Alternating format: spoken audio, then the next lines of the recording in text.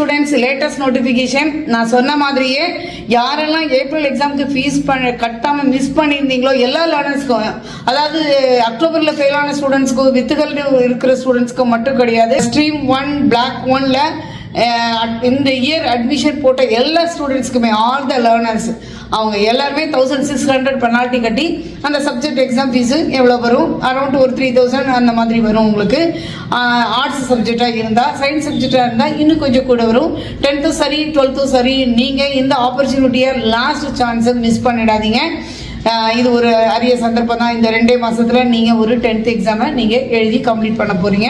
12th complete பண்ணி next academic year உங்கள் ஃப்ரெண்ட்ஸோடு சேர்ந்து நீங்களும் காலேஜில் போய் ஜாயின் பண்ணிக்கலாம் ஸ்டூடெண்ட். ஸோ இந்த ஏப்ரல் எக்ஸாமுக்கு இந்த ஆப்பர்ச்சுனிட்டியை மிஸ் பண்ணாமல் எல்லாரும் அப்ளை பண்ணிக்கோங்க. அஃபிஷியல் நோட்டிஃபிகேஷன் வந்துருச்சு. February 10th February 16th வரைக்கும் உங்களுக்கு 6 days டைம் கொடுத்துருக்காங்க. So please use it. Okay students.